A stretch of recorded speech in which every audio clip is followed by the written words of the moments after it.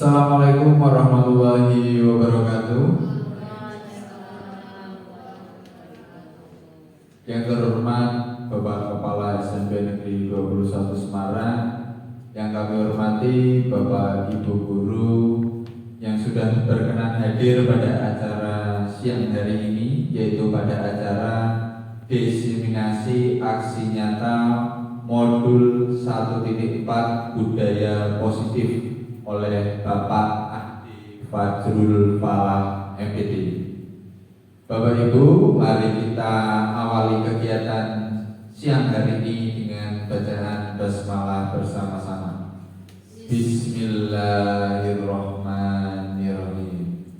Langsung saja Bapak Ibu, acara berikutnya yaitu penyampaian materi, yaitu diseminasi aksi nyata modul 1.4 budaya positif oleh Bapak Ade Fajrul Falah MPD. Kepada Pak Ade, waktu dan tempat kami persilakan. Ya, terima kasih Pak Irman untuk waktu dan kesempatannya. Assalamualaikum warahmatullahi wabarakatuh. Terhormat Bapak Kepala SMP Negeri 21 Semarang atau yang mewakili. Terima kasih teman-teman rekan guru SMP 21 Semarang yang telah berkenan hadir pada kesempatan siang hari ini dalam acara aksi nyata modul 1.4 terkait dengan budaya positif untuk tugas saya sebagai CGP Angkatan 9 dari SMP 21 Semarang. Marilah kita panjatkan puji syukur kehadirat Tuhan yang telah memberikan nikmat sehat, nikmat sempat dan kesehatan dan segalanya rezeki yang telah kita peroleh. Langsung saja Bapak Ibu, di sini saya akan memaparkan terkait dengan budaya positif. Dalam kesempatan kali ini ada beberapa materi yang ingin saya sampaikan. Pertama, itu adalah perubahan paradigma belajar terkait dengan filosofi Ki Hajar Dewantara. Dua, disiplin positif dan nilai kebajikan. Ketiga, ada motivasi perilaku manusia. 4, kebutuhan dasar. 5, posisi kontrol restitusi. 6, keyakinan kelas. Dan ke-7 adalah segitiga restitusi. Untuk materi pertama, yaitu perubahan paradigma belajar. Paradigma belajar sekarang ini Bapak Ibu banyak sekali perubahan atau hal-hal baru yang harus selalu kita ikuti dan kita pelajari, karena memang setiap zaman itu membutuhkan suatu pendekatan yang berbeda, tidak terkecuali dalam pembelajaran atau proses pembelajaran pada peserta didik kita. Setiap peserta didik ini memiliki kodrat alam dan kodrat zamannya sendiri, sangat berbeda dan tentu saja akan berbeda ketika zaman kita sekolah. Nah, ini terkait dengan kodrat alam dan kodrat zaman. Kodrat alam itu apa sih Bapak Ibu? Kodrat alam itu dikaitkan dengan budaya atau kondisi lingkungan di sekitar. Pelajar yang ada di Pulau Jawa dan di suku Jawa tentu saja memiliki kebiasaan, keyakinan yang berbeda. Hal-hal lain yang disepakati bersama tentu dengan berbeda dengan siswa-siswa yang berada di Sulawesi. Ini kodrat alam, cara belajarnya menyesuaikan dengan kondisi budaya yang ada di sekitarnya. Tentu berbeda dengan siswa-siswa yang ada di Sumatera, mungkin ada di belahan bumi lainnya. Ini anak-anak memiliki kodrat alamnya masing-masing. Kemudian kalau kodrat zaman itu apa loh?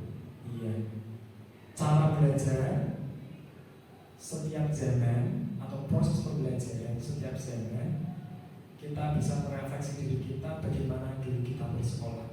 Tentu akan sangat berbeda bagaimana dengan siswa-siswa yang ada di zaman sekarang ini. Iya, itu terkait dengan kodrat zaman.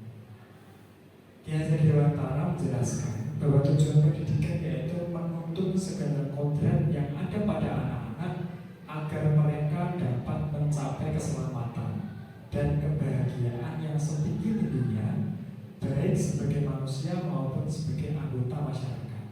Oleh sebab itu, pendidik itu hanya dapat menuntun tumbuh atau hidupnya kekuatan kodrat yang ada pada anak-anak agar dapat memperbaiki lakunya hidup dan tumbuhnya kekuatan kodrat anak. Jadi setiap anak itu sudah ibaratnya sebagai kertas putih yang sudah dicetakannya Bapak Ibu.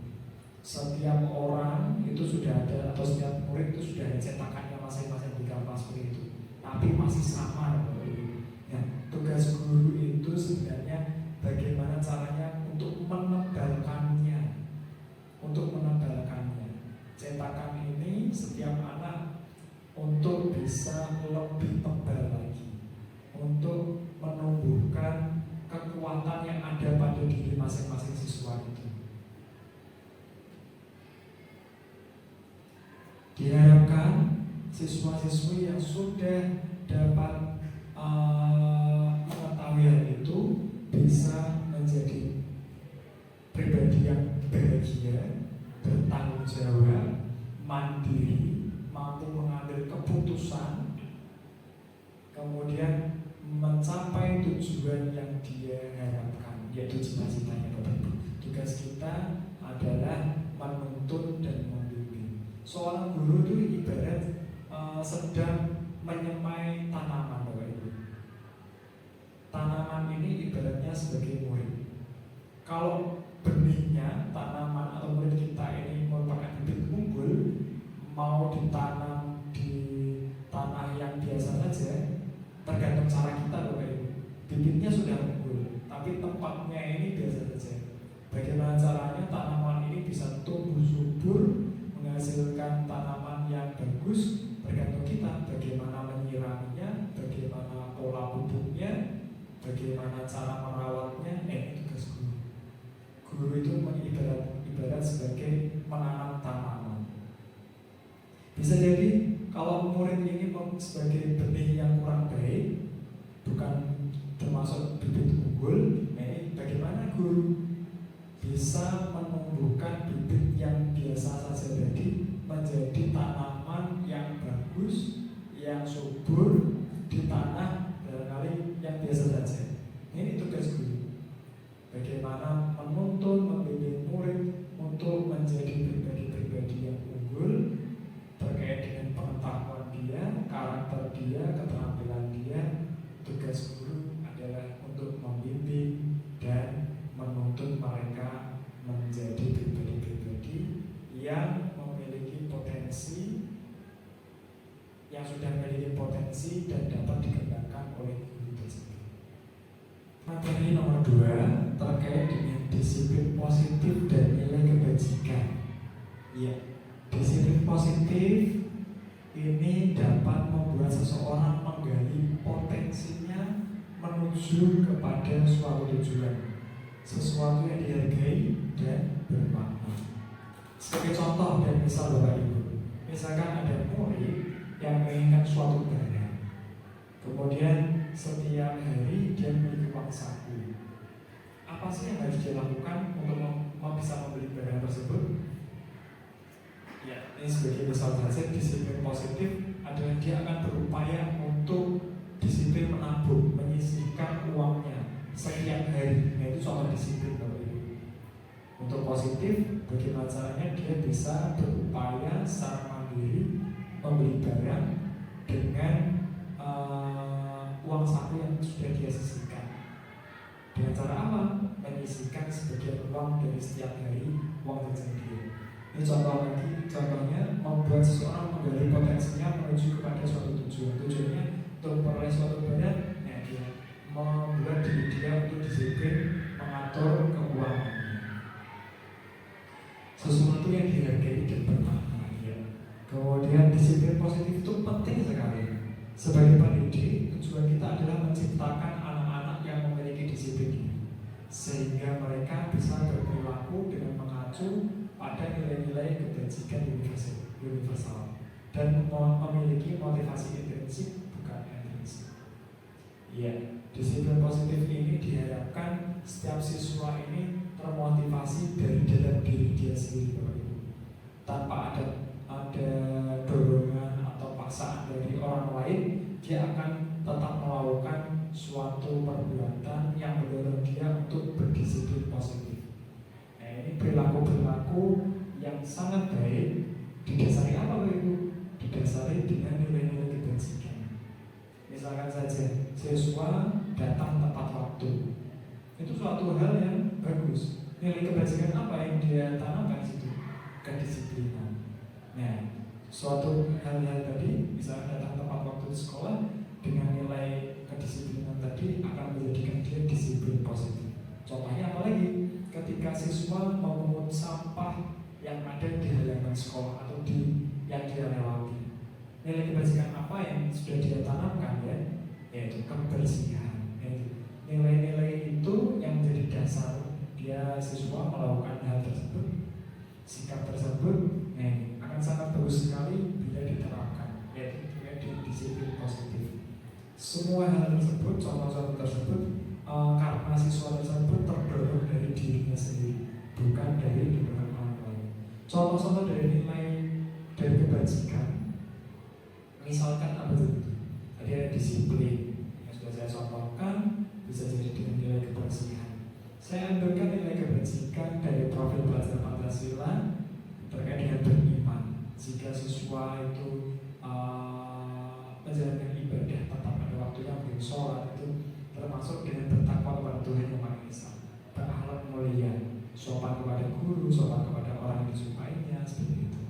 Mandiri, bernalar kritis, berkebijakan global, bergotong royong. Ya, ketika siswa ini diberikan tugas berkelompok, bisa berkolaborasi, bekerja sama dalam menyelesaikan tugasnya, ini bisa masuk ke nilai kebajikan, yaitu bisa bergotong royong.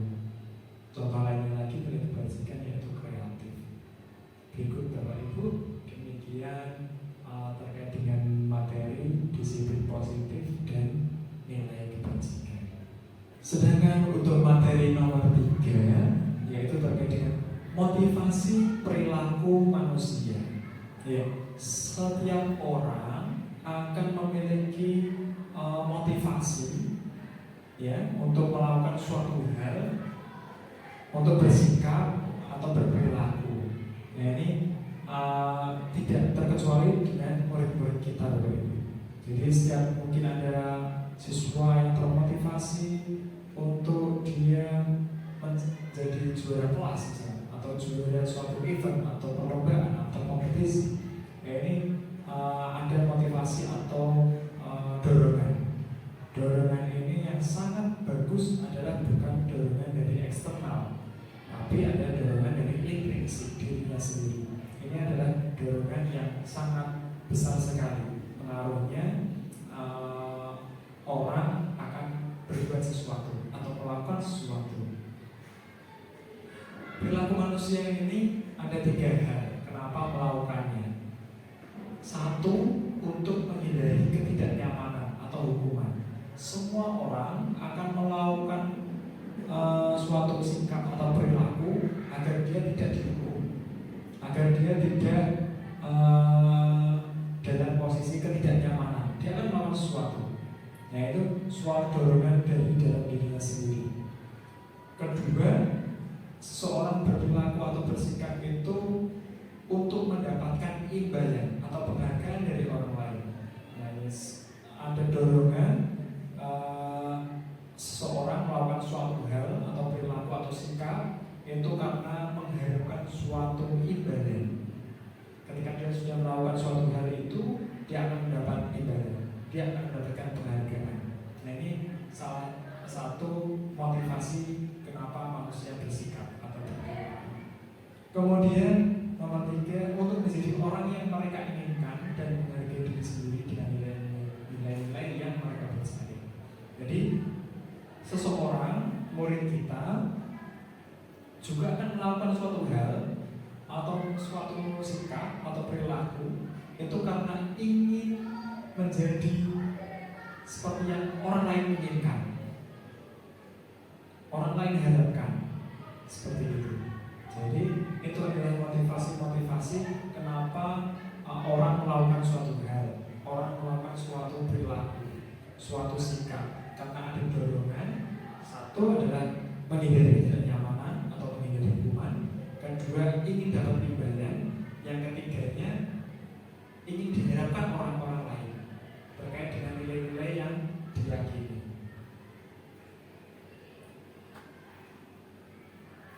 Kemudian ada hukuman, konsekuensi, serta restitusi. Ya, hukuman, terkait dengan hukuman ini adalah sesuatu yang menyakitkan. Ya, ini guru menjadi konsekuensi dengan menyalahkan. Murid tentu saja akan bersikap untuk menghindari hukuman. Ya. Nah, ini hukuman karena semua orang pasti akan termotivasi agar menghindari ketidaknyamanan itu.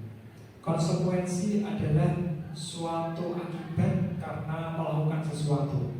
Nah, ini membantu guru menyatakan peraturan, melakukan peringatan dan menerapkan konsekuensi. Jadi guru menyebutkan keyakinan kelas, membimbing kerangka acuan berpikir restitusi pada murid dan anak. Nah, untuk konsekuensi ini seperti yang sudah kita ketahui, setiap orang, setiap murid yang sudah tahu soal peraturan, misalnya peraturan kelas, peraturan sekolah, ketika melanggar, ya udah ada tertulis atau jelas konsekuensinya ketika melanggar suatu aturan, ya hukumannya seperti ini. Nah, ini suatu konsekuensi. Sedangkan restitusi, konsekuensi, pada konsekuensi murid tetap dibuat tidak nyaman untuk jangka waktu pendek. Konsekuensi biasanya diberikan berdasarkan suatu data yang umumnya dapat terukur. Iya, misalnya data terlambat sekolah, terus kemudian diminta untuk mengerjakan tugas apa gitu. Nah, itu kan dalam jangka waktu pendek. Setelah tugas selesai, ya sudah bisa kembali lagi ke kelas. Yang sedangkan untuk restitusi bukan untuk menebus kesalahan, namun untuk belajar dari kesalahan. Bagusnya restitusi di situ, Bapak Ibu. Jadi siswa itu dengan melakukan kesalahan itu malah dianggap suatu proses pembelajaran. Seperti kita, Bapak Ibu, ketika melakukan kekeliruan, oh ternyata kita bisa belajar dari kekeliruan itu. Semuanya juga sama. Nah, tinggal kita bagaimana menuntut atau mengarahkannya. Restitusi memperbaiki hubungan. Ya, dengan adanya pendekatan dengan murid yang melakukan kesalahan atau kekeliruan, itu akan menjadikan guru dengan murid yang melakukan kekeliruan itu akan terjadi komunikasi. Hubungannya akan menjadi baik, komunikasinya akan menjadi baik. Tergantung guru itu berada di posisi mana. Posisi kontrol, ya.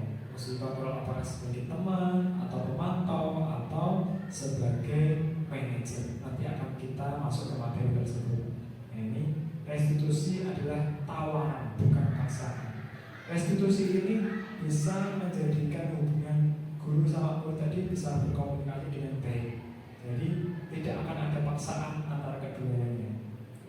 Guru akan menuntut dan membimbing dan melakukan penawaran. Apa sih yang sebaiknya dilakukan oleh murid yang melakukan kekeliruan tadi? Yaitu akan dituntut oleh guru melalui restitusi. Restitusi menuntut untuk melihat ke dalam diri.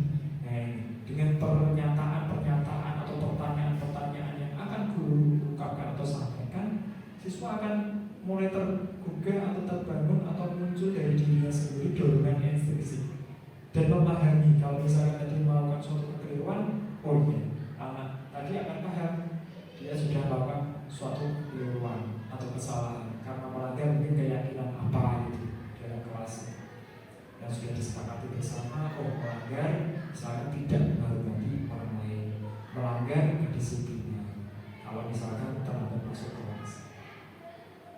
Restitusi mencari kebutuhan dasar yang mendasari tindakan.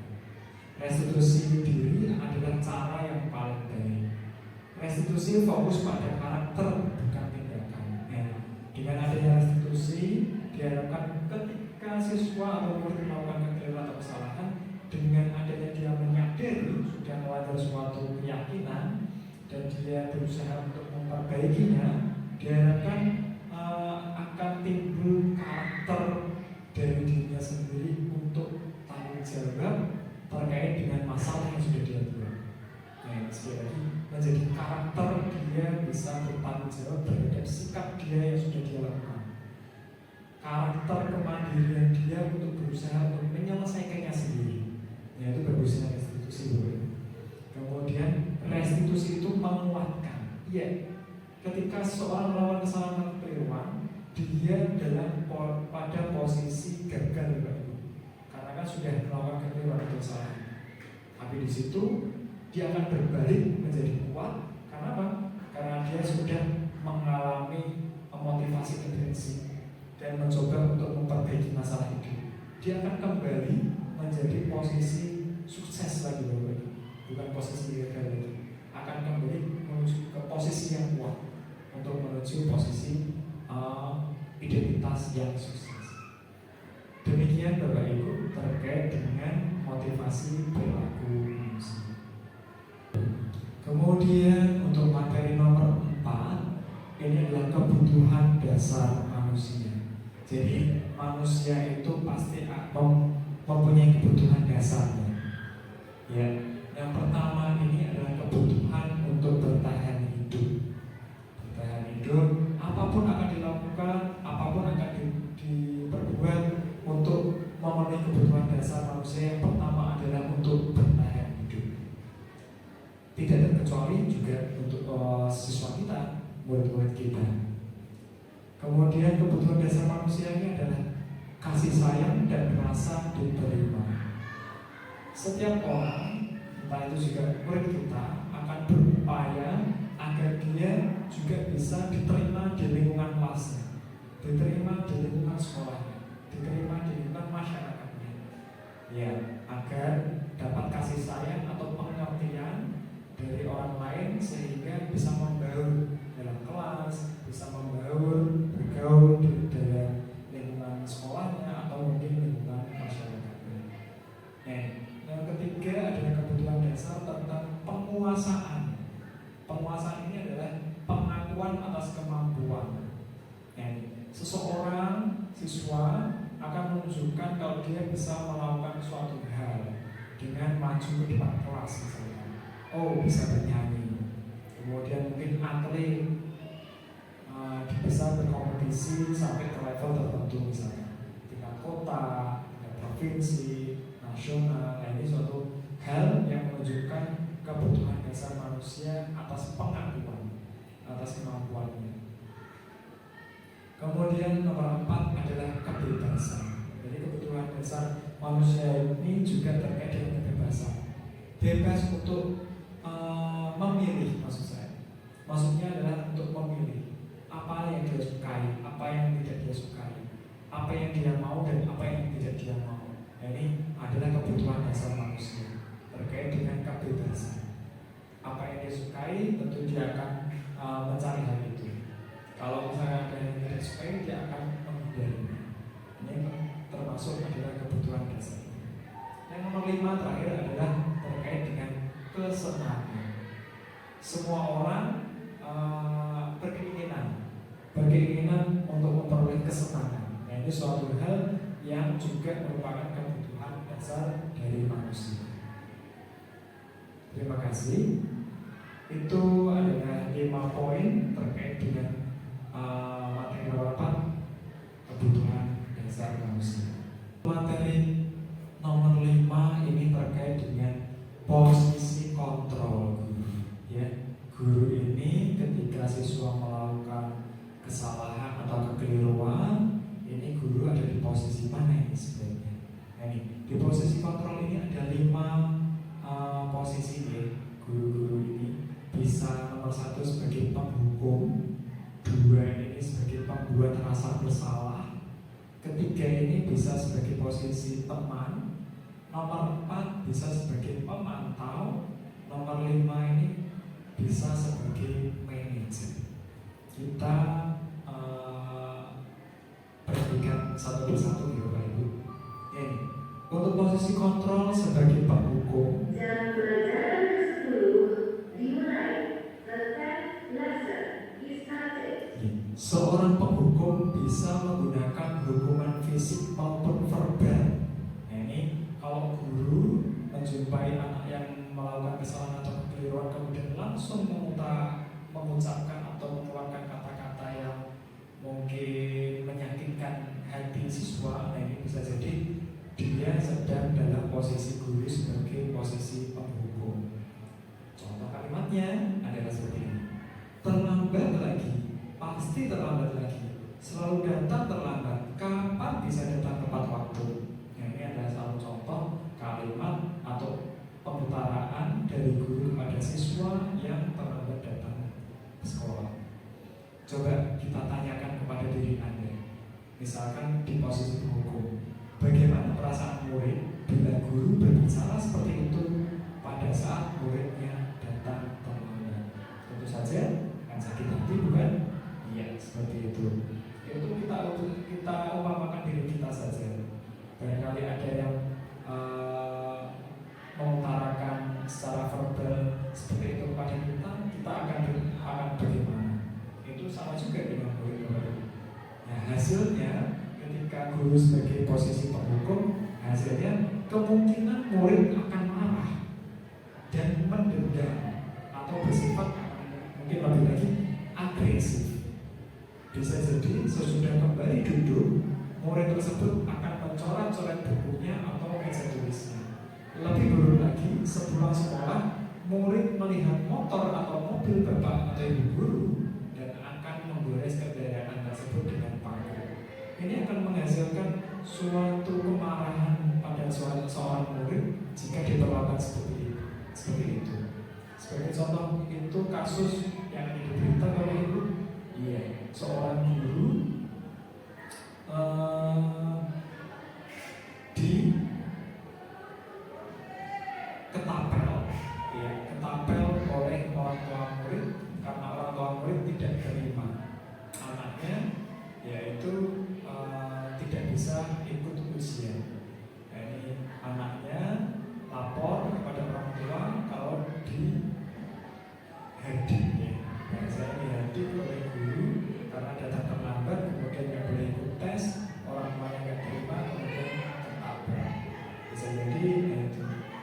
Ada lagi guru yang dianiaya atau diajak berduel, berkelahi dengan murid karena tidak terima dia ditegur.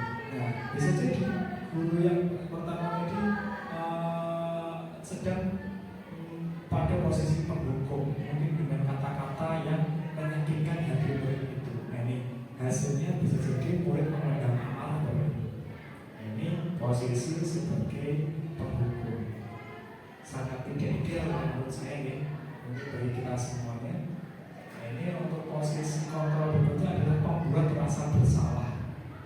Pada posisi ini biasanya guru akan bersuara lebih lembut Bapak Ibu, tidak seperti penghukum tadi. Pembuat rasa bersalah akan menggunakan keheningan yang membuat orang lain merasa tidak nyaman, bersalah atau rendah diri. Contoh kalimatnya seperti ini Bapak Ibu. Ibu sangat kecewa sekali dengan kamu. Wah, ketika siswa sudah melakukan kekeliruan atau kesalahan, kemudian ada guru yang bicara seperti itu, wah, anaknya mungkin langsung gimana dia? Berapa kali Bapak harus memberitahu kamu ya? Contoh kalimatnya. Gimana coba kalau orang tua kamu tahu kamu berbuat begini? Ini siswa akan sangat merasa bersalah. Nah, posisi ini guru juga sebagai pembuat rasa bersalah dan hasilnya akan membuat murid merasa bersalah karena sudah melakukan kekeliruan atau kesalahan. Bersalah telah mengecewakan ibu atau bapak gurunya. Murid akan merasa menjadi orang yang gagal dan tidak sanggup membahagiakan orang lain karena mungkin bapak ibu gurunya jaga. Nah, kadang-kala sikap seperti ini lebih berbahaya dari sikap penghukum. Kenapa ya? Karena emosi akan tertanam rapat di dada. Murid menahan perasaan tidak seperti murid dalam dalam dengan guru pendukung, di mana murid bisa menumpahkan amanahnya walaupun dengan cara negatif. Oh, gitu. Jadi kalau posisi pendukung tadi mungkin dikata-katain oleh guru dengan ucapan yang negatif akan langsung timbul amarah. Nah, ini bisa jadi langsung bertindak responsif. Tapi ketika posisi pembuat rasa bersalah, siswa yang dikata-katain oleh guru dengan kalimat-kalimat seperti itu akan bisa menjadi memendam amarah. Nah, itu akan lebih sangat berbahaya sekali. Murid tertekan seperti inilah yang tiba-tiba bisa meletus amarahnya dan bisa menyakiti diri sendiri atau orang lain. Ya, bisa jadi semakin hari semakin jengkel, memendam amarah, bisa jadi suatu ketika menjadi gunung es dan dia akan mengeluarkan semuanya, melakukan tindakan-tindakan nekat mungkin. Ini posisi ini seperti pembuat rasa bersalah, kayaknya suatu hal yang perlu dihindari juga ya Bapak Ibu. Posisi kontrol yang nomor 3 adalah posisi sebagai teman. Contoh kalimatnya seperti apa Bapak Ibu? Ya sudah, kali ini tidak apa-apa, nanti Ibu bantu bereskan ya. Ada hal negatif sebagai posisi sebagai teman. Seperti apa? Bila suatu saat guru tersebut tidak membantu, maka murid akan kecewa dan berkata, saya pikir Bapak Ibu teman saya, kok kali ini nggak bantuin ya? Ini Bapak Ibu, dia kecewa, nggak teman saya nih, nggak teman saya lagi. Murid merasa dikecewakan dan tidak mau lagi berusaha. Kenapa? Karena tidak dibantu lagi sama gurunya. Hal lain yang mungkin timbul adalah murid hanya akan bertindak untuk guru tertentu dan tidak untuk guru lainnya.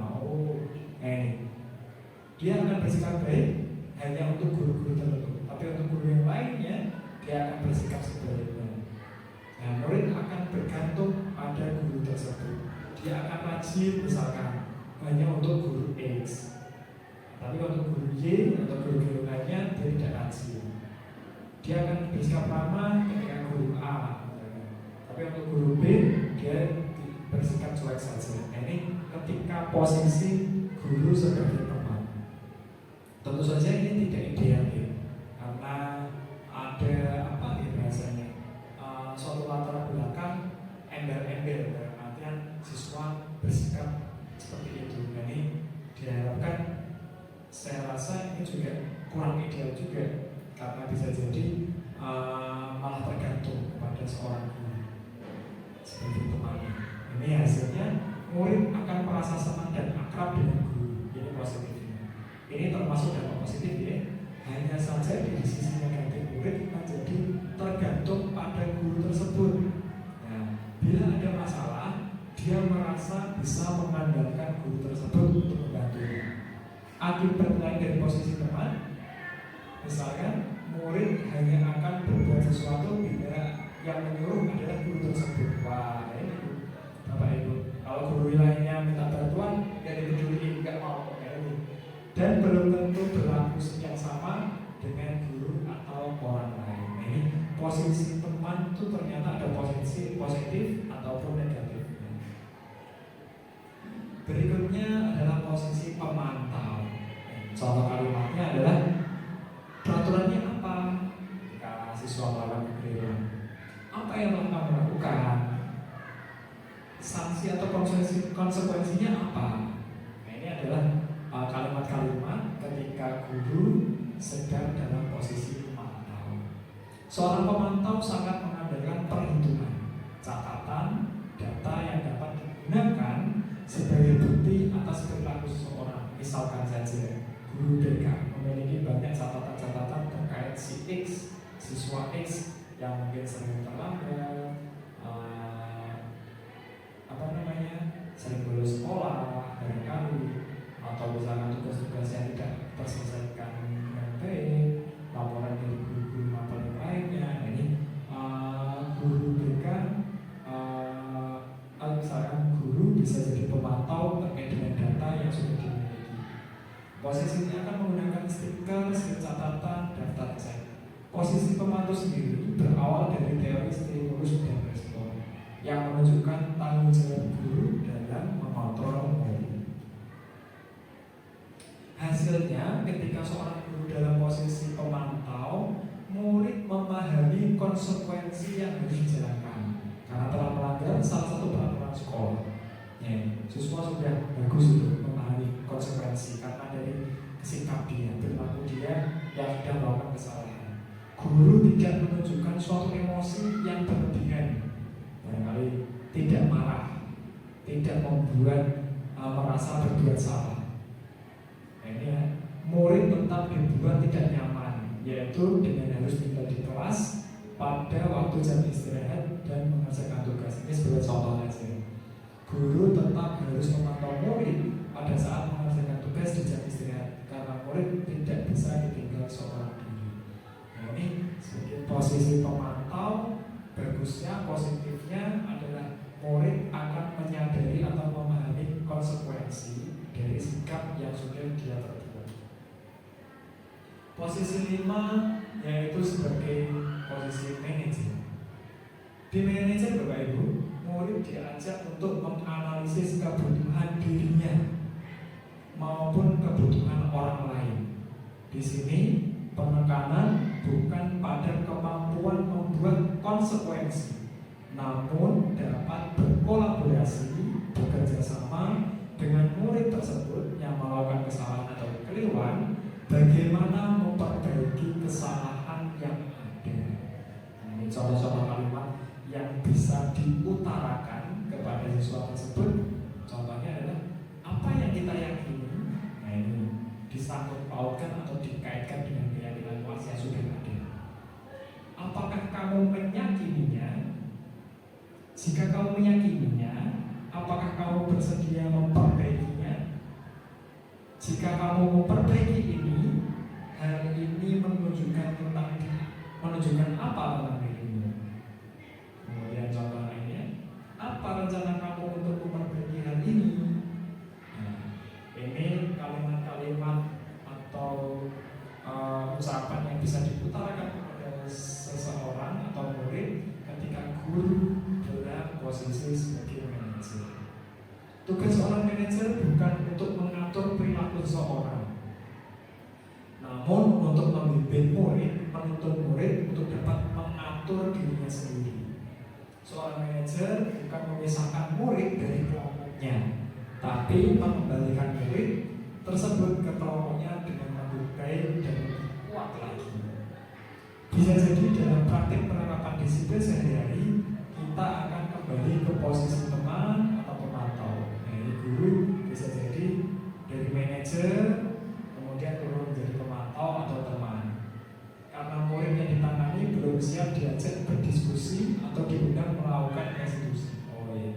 Jadi setiap siswa yang melakukan kesalahan atau kekeliruan ini, seorang guru ini bisa dimulai dari mana saja posisinya. Bisa dari mulai teman dulu, bisa jadi dari pemantau dulu, atau mungkin bisa dari manajer. Nah, ini tergantung kesiapan siswa dalam akan melakukan restitusi itu. Namun perlu disadari, tujuan akhir dari 5 posisi kontrol seorang guru adalah pencapaian posisi manajer. Nah, diharapkan semua guru ini posisi yang ideal adalah sebagai seorang manajer, di mana posisi manajer inilah murid dapat menjadi pribadi yang mandiri, merdeka, dan bertanggung jawab atas segala perilaku dan sikapnya, yang pada akhirnya dapat menciptakan lingkungan yang positif, nyaman, dan aman. Jadi, ketika siswa melakukan kesalahan atau kekeliruan, diharapkan dia akan bertanggung jawab atas sikapnya yang keliru tersebut.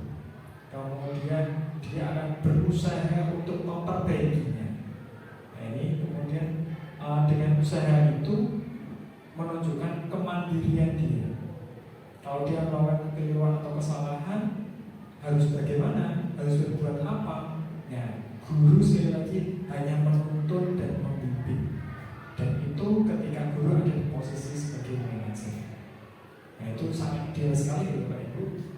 Nah, untuk guru pada posisi manajer akan sangat membantu murid. Nah, ini posisi manajer ini memfokuskan pada murid. bukan untuk membahagiakan guru. Kalau tadi kan teman, yaitu posisi teman itu menyenangkan guru kalau murid.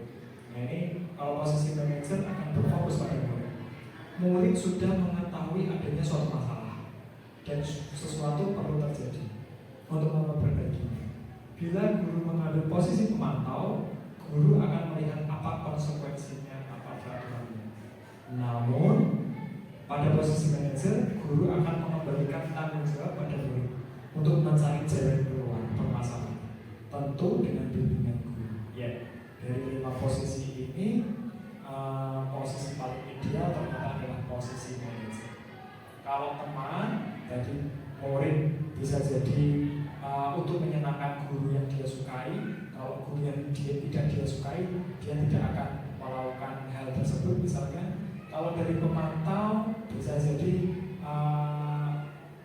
murid itu hanya positifnya saja, dia memahami konsekuensi, oh saya sudah melanggar, tapi dia tidak berusaha untuk memperbaikinya. Motivasi dari dirinya belum muncul.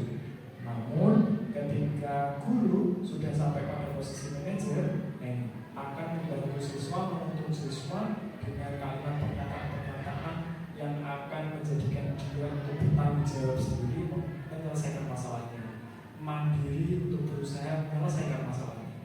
Guru hanya sebagai penuntun atau pembimbing agar murid bisa menuju pada keyakinan itu, pada posisi untuk itu, mandiri dan bertanggung jawab atas sikap dan perilakunya. Sehingga lingkungan sekolah, lingkungan kelas diharapkan akan kembali dalam kondisi positif, nyaman. Demikian untuk posisi kontrol. Nantinya terkait dengan materi nomor 6 adalah keyakinan kelas. Iya, Bapak Ibu. Keyakinan kelas. Nilai-nilai kebajikan secara universal menekankan pada keyakinan seseorang akan lebih memotivasi seseorang dari dalam. Ya, jadi nilai-nilai kebajikan itu akan membuat orang itu termotivasi dari dalam dia sendiri, karena dia sudah meyakini hal itu. Itu akan lebih ampuh untuk dia mengupayakan atau mengusahakan barangkali untuk mempertahankan keyakinan dia. Dia juga bisa untuk berupaya untuk mewujudkan keyakinan karena dia yakin itu. Seseorang akan lebih tergerak atau semangat untuk menjalankan keyakinannya daripada hanya sekedar mengikuti serangkaian peraturan tertulis tanpa makna. Nah, ini seperti juga murid-murid kita, Bapak Ibu. Murid-murid pun demikian. Mereka perlu mendengarkan dan memahami arti sesungguhnya tentang peraturan-peraturan yang diberikan. Nilai-nilai kebajikan apa saja di balik peraturan yang ada mungkin di sekolah. Peraturan X misalkan. Nah, ini nilai kebajikannya apa? Ini siswa harus tahu dulu. Biar apa? Kalau dia sudah meyakini, ya dia akan menjalankan itu tanpa ada paksaan, tanpa dilihat orang. Misalkan saja karena dia meyakini kebersihan itu adalah sebagian dari iman, orang mau lihat dia memungut sampah atau enggak. Ketika ada sampah di jalan pasti akan dia pungut, karena dia menunjukkan keyakinan soal sampah tadi adalah sebagian dari iman dan dia menyukai soal kebersihan misalkan. Nah, itu tanpa ada peraturan pun dia akan berupaya untuk berusaha bagaimana caranya terkait dengan keyakinan kebersihan tadi, memungut sampah misalkan, memilah sampah seperti itu. Kemudian siswa tadi menjadi tidak tertarik atau tidak takut sehingga hanya sekedar mengikuti serangkaian peraturan-peraturan yang mengatur mereka tanpa memahami tujuan mulianya. Jadi, siswa itu tanpa ada peraturan pun akan jalan karena mereka sudah meyakini ada keyakinan atau nilai kebajikan yang ada dalam tindakan tersebut. Ini penting sekali Bapak Ibu. Setiap kelas atau setiap siswa ini membentuk keyakinan kelas. Bisa jadi di dalam lingkup besar adalah keyakinan sekolah.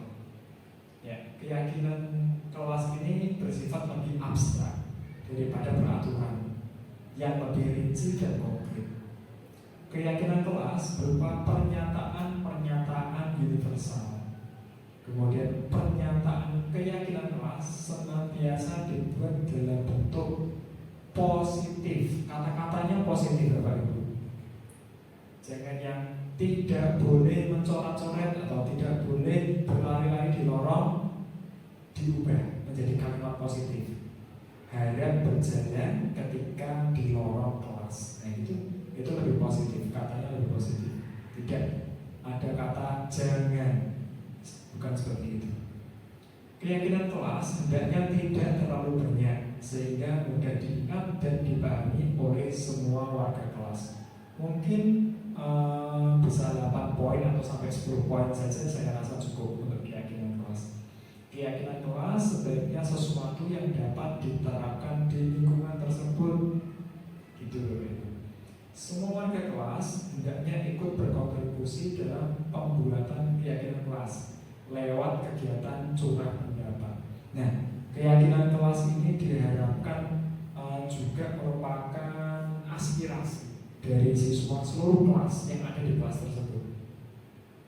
Seluruh siswa yang ada di kelas tersebut. Jadi nantinya keyakinan kelas ini juga suatu hal yang akan diupayakan oleh masing-masing dari mereka, karena mereka meyakini tanpa ada peraturan pun kalau mereka sudah yakin tentang hal itu ya suatu kebajikan pasti akan jalan karena termotivasi dengan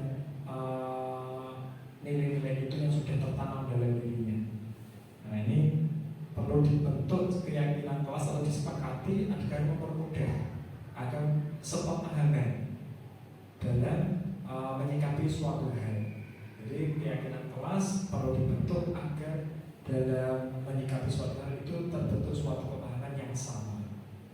Semua warga kelas hendaknya ikut berkontribusi sudah. Kemudian bersedia meninjau kembali keyakinan kelas dari waktu ke waktu. Ya, mungkin 1 semester sekali atau 1 tahun sekali. Jadi keyakinan kelas bisa jadi bergeser. Ada hal-hal lain yang mungkin perlu ditambahkan yang mereka anggap penting dalam kelas tersebut misalnya.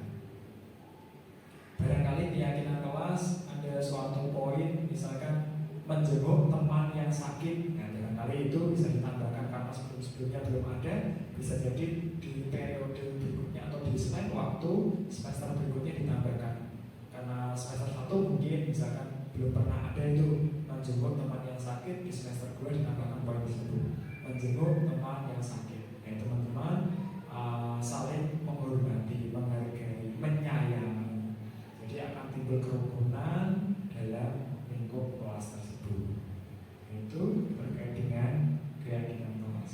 Nah, keyakinan kelas perbedaan dengan peraturan dan ada nilai kebajikannya.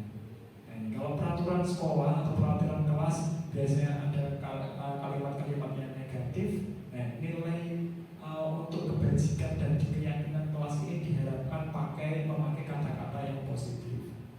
Seperti itu, Bapak Ibu. Nah, misalkan saja kalau di peraturan itu dilarang merokok, apa sih nilai kebajikan atau keyakinan yang universal bisa diyakini oleh semua siswa di kelas tersebut, ada di sekolah tersebut? Iya, bisa jadi tentang nilai kebajikannya adalah kesehatan. Iya, orang yang sehat pastinya tidak merokok. Iya, kalau merokok itu bisa merusak kesehatan, semua orang pasti memahami hal tersebut. Nah, itulah nilai kebajikan. Kemudian dilarang mengganggu orang lain. Apa sih nilai kebajikannya? Iya, betul. Bisa jadi ada nilai menghormati atau menghargai orang lain. Hadir di sekolah tepat waktu. Apa nilai kebajikannya? Iya, ini terkait dengan disiplin atau kedisiplinan. Seperti itu, Bapak Ibu.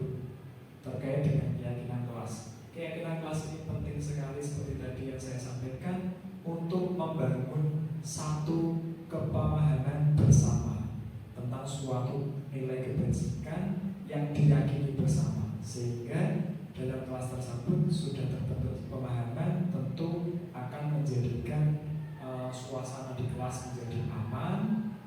nyaman, kompak, saling kerjasama dan gotong royong untuk mewujudkan pembelajaran yang sesuai dengan tujuan pembelajaran di kelas tersebut, sehingga anak-anak akan nyaman di kelas tersebut, berinteraksi dengan teman-teman lainnya akan semakin kompak. Itulah gunanya keyakinan kelas.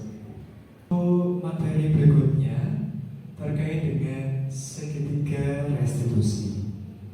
Apa itu segitiga restitusi? Segitiga restitusi merupakan suatu proses dialog yang dijalankan oleh guru atau orang tua agar dapat menghasilkan murid yang mandiri dan bertanggung jawab.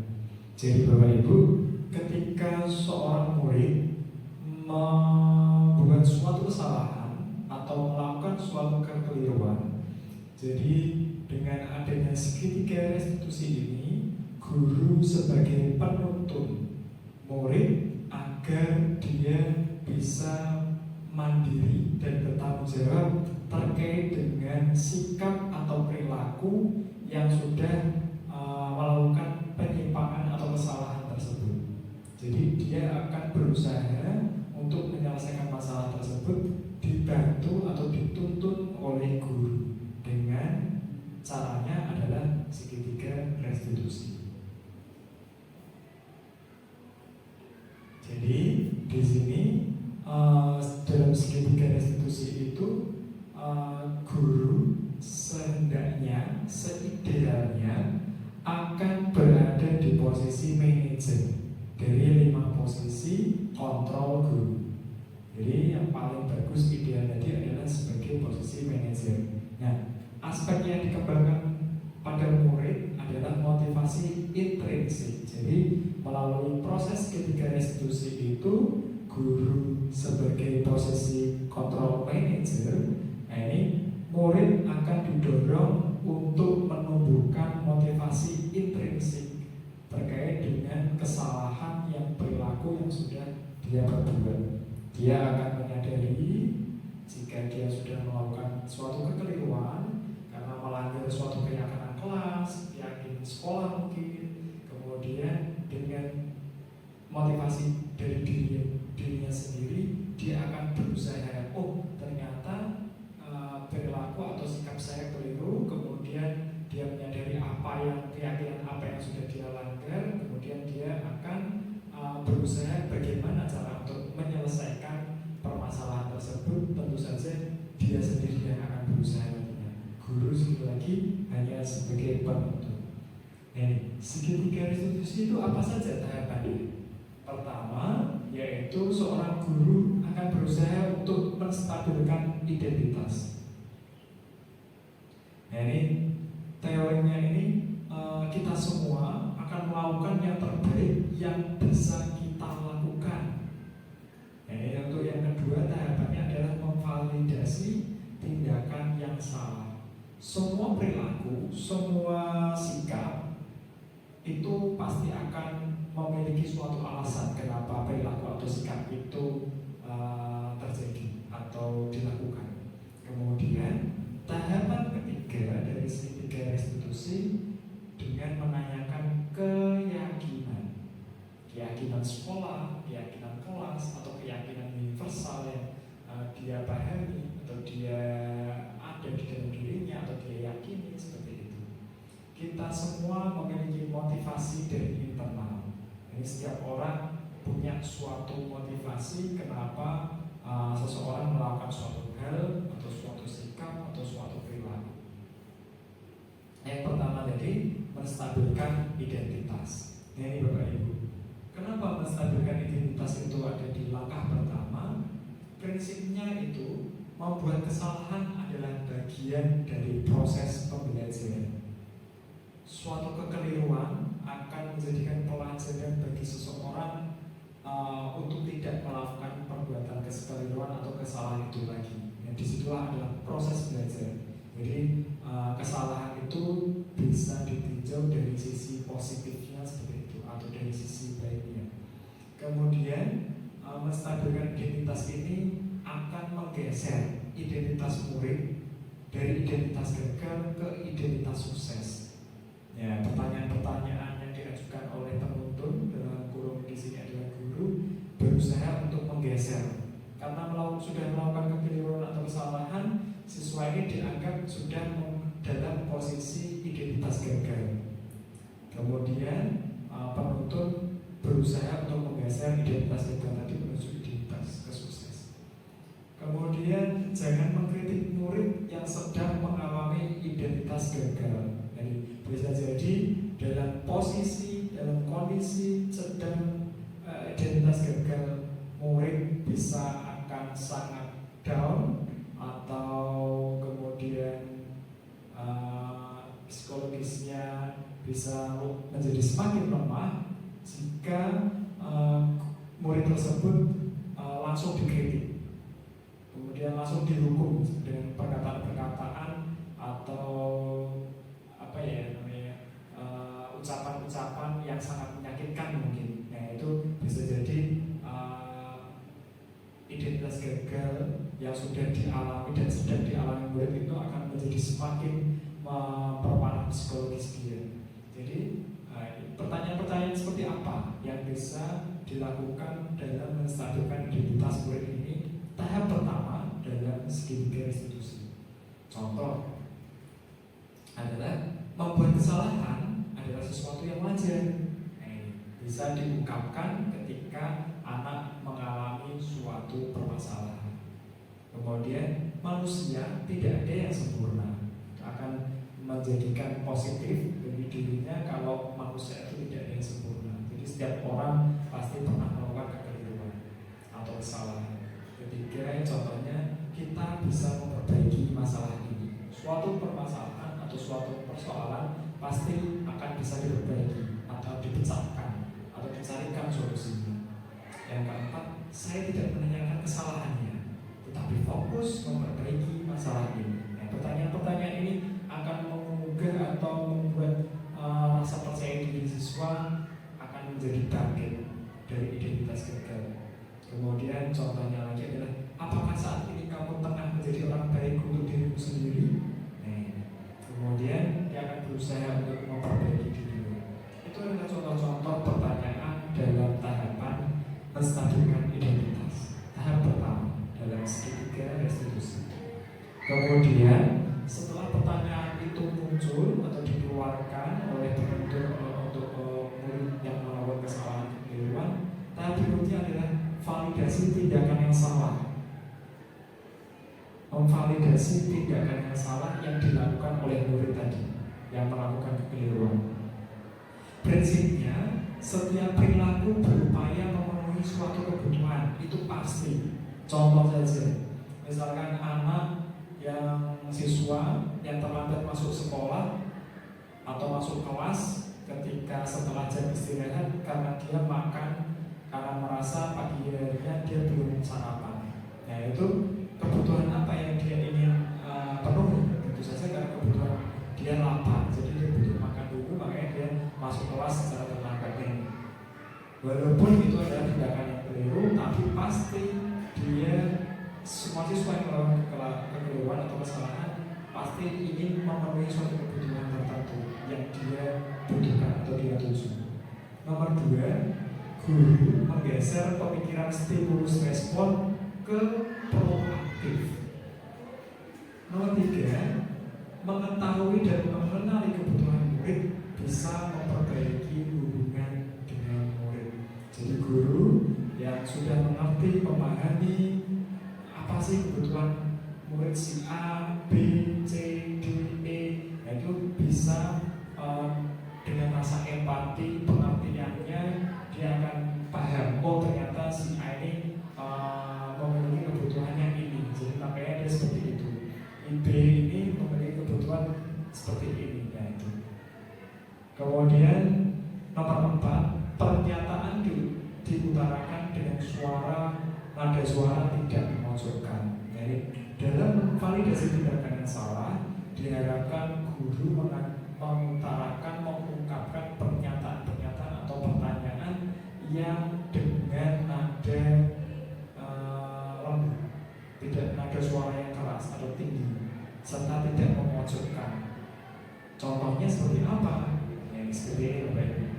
kamu bisa melakukan tindakan yang lebih gegabah daripada ini. Siswa ini sudah melakukan kekeliruan, tapi bisa jadi dia bisa melakukan tindakan yang lebih parah lagi, atau lebih tingkatannya lebih nekat lagi daripada yang sudah dia lakukan. Nah, ini sebagai contoh pernyataan atau yang tidak memojokkan. Nah, ini dia akan merasa oh iya, ya, kita berusaha menghargai tindakannya itu tidak berlebihan, seperti itu. Yang kedua, pernyataannya kamu melakukannya dengan suatu alasan tertentu. Ketiga, kamu melakukannya karena mempertahankan yang hal penting bagimu. Nah, ini suatu hal ketika mungkin ada siswa diganggu sama temannya, yang dia kemudian jadi marah, melakukan suatu kekeliruan, entah kemudian lalu terjadi suatu perkelahian. Nah, dia mempertahankan suatu hal yang penting bagi dia. Misalkan diganggu, kemudian dia marah, kemudian melakukan suatu hal yang berlebihan, melanggar keyakinan kelas mungkin. Nah, ini karena dia mempertahankan hal yang penting bagi dia. Ini pernyataan-pernyataan yang bisa diutarakan kepada murid tersebut. Kemudian pernyataan berikutnya bisa jadi mungkin kamu bisa mempelajari hal baru yang lebih efektif. Maukah kamu mempelajarinya? Nah, ini pernyataan untuk memvalidasi tindakan yang sama. Tahap restitusi ketiga yaitu adalah menanyakan keyakinan. Pada tahapan ketiga ini, teori kontrol menyatakan bahwa kita termotivasi secara intrinsik. Nah, ini kita akan terdorong karena keyakinan diri kita, dari dalam diri kita.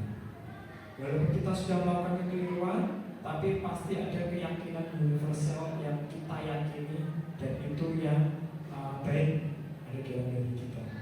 Nah, ini dengan menanyakan keyakinan ini diharapkan akan timbul pemahaman. Oh iya, saya meyakini suatu hal ini yang penting. Saya sudah melakukan kekeliruan. Apa sih yang sudah saya langgar? Nah, kemudian akan menjadi termotivasi secara intrinsik dia untuk mungkin memperbaikinya, seperti itu. Saat perilaku telah tervalidasi dan identitas sukses telah stabil, maka murid telah siap mengaitkan keyakinannya dengan tindakan yang salah. Yang seperti yang saya bilang tadi, siswa ini akan siap mengaitkan keyakinannya dengan tindakan yang salah. Oh, saya memiliki keyakinan kalau mengganggu teman itu merupakan suatu kekeliruan kesalahan. Oh iya, nah itu keyakinannya berarti saya tidak menghargai atau menghormati orang lain.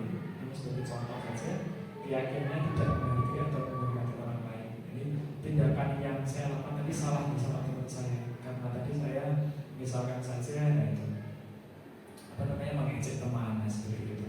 Itu sebagai contoh ketika siswa dengan menanyakan keyakinan oleh guru pada siswa yang bermasalah tadi akan timbul siap untuk mengaitkan keyakinannya dengan tindakan yang sama. Contoh pertanyaannya seperti ini, pernyataannya. Sebagai keluarga atau kelas, apa yang kita yakini? Nah, ini mungkin bisa jadi sudah ada keyakinan kelas atau keyakinan sekolah yang sudah terbuat atau disepakati bersama. Nah, ini bisa ditanyakan kepada mahasiswa yang melanggarnya. Nilai-nilai apa yang telah kita sepakati? Seperti itu. Seperti apa gambaran kelas yang ideal menurut kamu? Kemudian pernyataan berikutnya, kamu ingin menjadi orang seperti apa? Seperti itu Bapak Ibu, contoh pernyataan-pernyataan 3 tahapan restitusi. Nah, untuk tahapan restitusi ini ada hal-hal yang perlu diperhatikan Bapak Ibu. Pertama, perilaku yang salah perlu dikaitkan dengan nilai atau keyakinan yang telah disepakati atau dituju.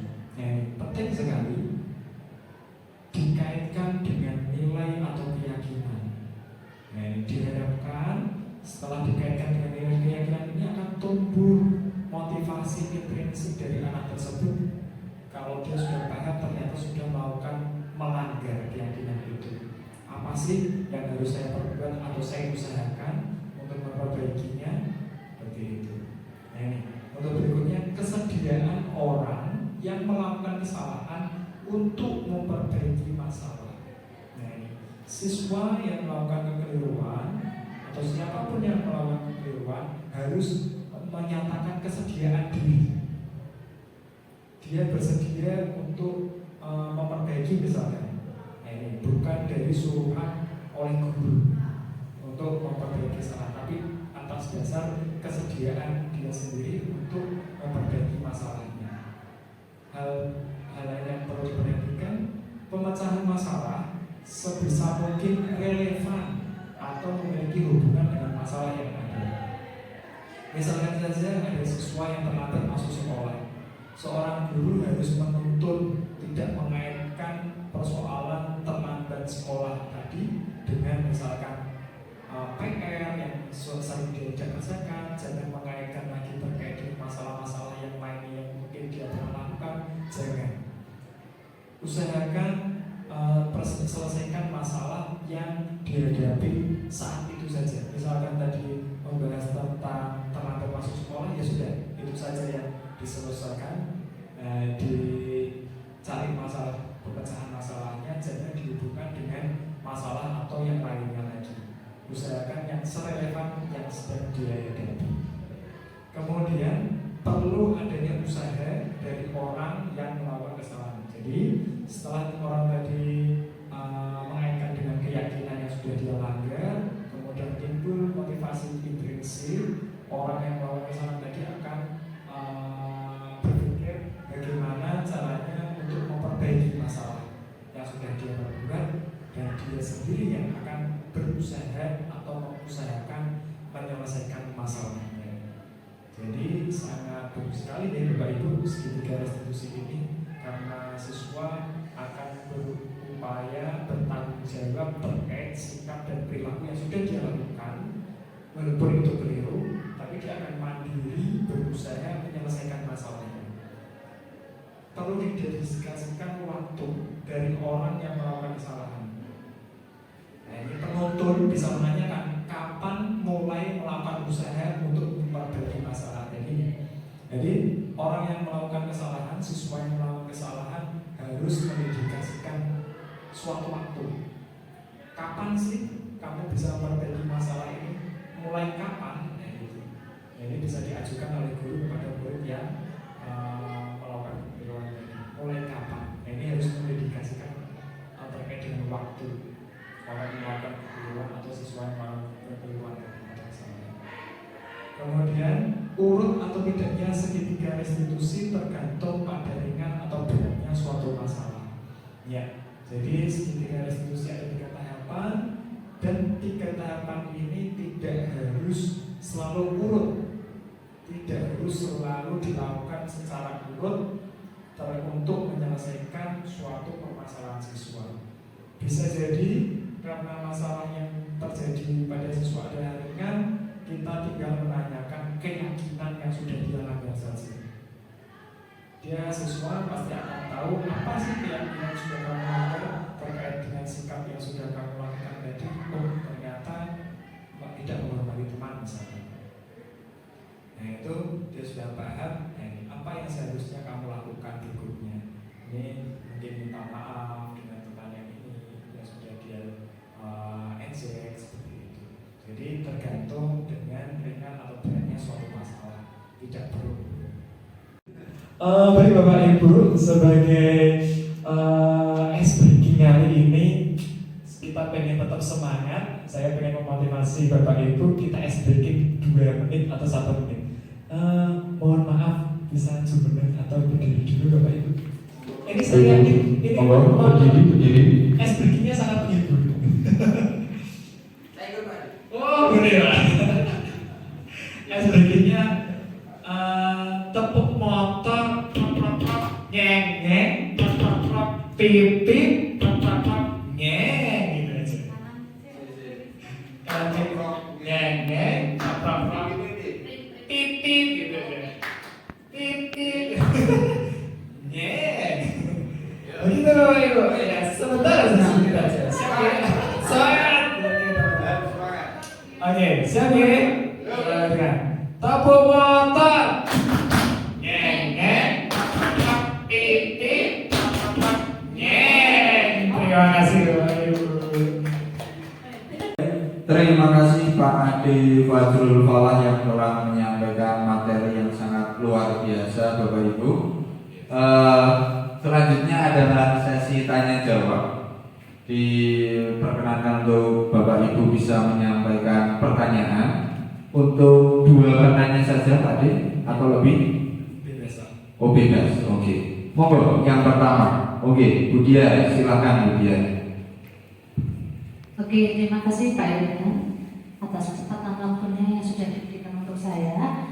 Saya izin bertanya Pak Ade, untuk materi yang sudah diberikan tadi sangat menarik dan mengedukasi sekali. Apalagi sebagai saya ini sebagai guru BK ya, jadi menarik menurut saya. Yang ingin saya tanyakan dari diseminasi tadi yang sudah dijelaskan, saya ingin bertanya, untuk posisi kontrol yang ideal itu kan tadi kan ada 5 item. Nah, dari 5 item itu yang tepat untuk diterapkan sebagai guru itu cocoknya pakai yang mana ya Pak? Oh, siap Bu. Terima kasih. Mohon bisa dijelaskan. Terima kasih Bu Diah. Sama-sama Pak Erna. Langsung dijawab atau lanjut pertanyaan berikutnya Pak? Lanjut dulu, Pak. Oh lanjut dulu. Oke. Pertanyaan kedua silakan. Monggo Pak Sakti. Mas Sakti. Baik, terima kasih. Mungkin langsung saja ya. Untuk nomor 7 Pak Ade, segitiga restitusi. Itu tadi di slide-nya ada nomor-nomornya ya, ada nomor 1, 2, 3. Nah dalam penerapannya sendiri untuk segitiga restitusi harus urut atau boleh acak? Oh iya, terkait permasalahan siswa tadi nih ya. Oh siap. Matur suwun. Sementara mungkin itu dulu Pak Irwan. Oke, terima kasih Bu Diar dan Pak Sakti atas pertanyaannya. Pak Ade tadi Bu Diar tentang posisi kontrol yang ideal ya. Kemudian Pak Sakti tentang segitiga restitusi. Monggo untuk Pak Ade waktu dan tempat dipersilakan. Iya. Jadi untuk posisi kontrol ada 5 tahapan atau 5 item.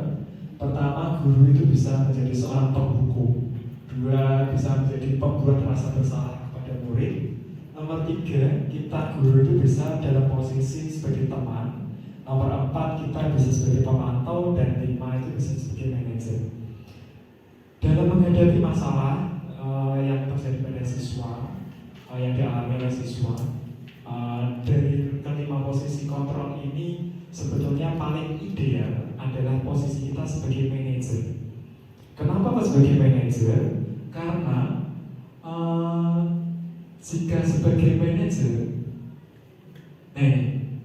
fokus ada pada murid. Murid akan diajak seperti yang tadi saya paparkan, bukan untuk membahagiakan guru atau orang tua, atau untuk sekedar untuk patuh terhadap perintah. Murid sudah mengetahui adanya suatu masalah yang dia perbuat atau yang terjadi pada dirinya. Bila guru mengambil posisi pemantau, guru akan melihat apa konsekuensinya, apa peraturannya.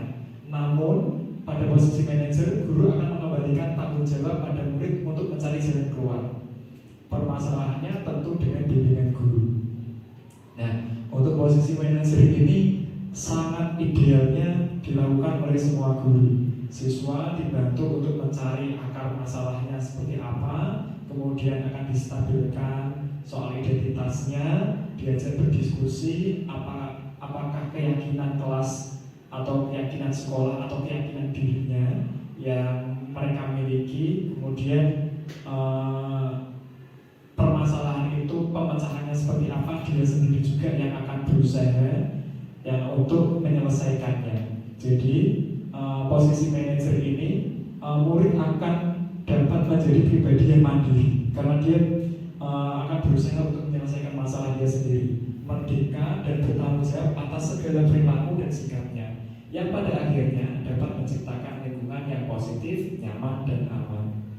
Dari 5 posisi kontrol ini, karena diharapkan siswa itu mereka harus bertanggung jawab terhadap perilaku dia sendiri, sikap dia sendiri yang sudah mereka perbuat. Kemudian permasalahan tersebut sebisa mungkin mereka menyelesaikan sendiri, memecahkan sendiri, tapi dengan bimbingan dari guru, pendampingan, arahan sebagai guru. Posisi kontrol guru seperti itu. Jadi siswa yang akan menyelesaikan sendiri.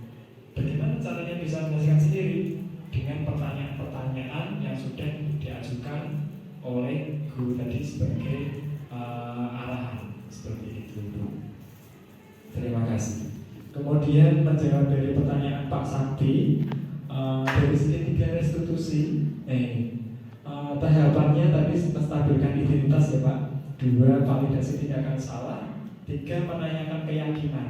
Nah, ketiga tahapan ini dalam menyelesaikan suatu masalah terkait dengan siswa itu tergantung dari tingkat masalahnya. Ataukah biasa saja, ataukah sedang, ataukah mungkin tingkat ke masalahnya itu yang serius. Jadi tidak harus urut atau tidak harus dilakukan semuanya. Kalau masalahnya ringan, cukup saja dia guru itu menanyakan, apakah kamu melanggar keyakinan kelas di kita? Nah itu Anda sudah tahu ya. Saya melanggar keyakinan tentang ini, jadi udah langsung paham. Jadi kalau misalkan masalahnya kompleks, yaitu kita harus mengaitkan dengan tahapan-tahapan dari segitiga restitusi seperti itu. Ya, ini sebagai gambaran pertanyaan-pertanyaan terkait dengan segi restitusi. Sebagai keluarga atau kelas, apa yang kita yakini, nilai-nilai apa yang telah kita sepakati. Pertanyaan-pertanyaan itu yang sebisa mungkin ditanyakan kepada siswa terkait dengan segitiga restitusi. Kalau masalahnya ringan tadi, cukup tanyakan apakah nilai keyakinan apa yang sudah kamu langgar dari keyakinan kelas kita atau sekolah kita, gitu. Karena misalnya itu sudah paham apa yang harus kamu lakukan selanjutnya, itu untuk bermasalah memiliki keyakinan. Jadi tahapan itu tidak harus dijalankan satu. Begitu Pak Sakti. Terima kasih. Oke, terima kasih sekali Pak Ade atas jawabannya. Pak Sakti Budia, terima kasih juga atas pertanyaannya, dan Bapak Ibu guru sekalian, terima kasih sudah hadir, sudah rawuh dalam acara diseminasi ini dari Pak Ade Fazrul Falah. Saya mewakili Pak Ade dan panitia mengucapkan terima kasih yang sebesar-besarnya, juga mohon maaf apabila ada kurang-kurang dalam penyambutan Bapak Ibu sekalian. Kita tutup acara pada siang hari ini dengan bacaan hamdalah bersama-sama. Alhamdulillahirabbil alamin. Terima kasih. Assalamualaikum warahmatullahi wabarakatuh.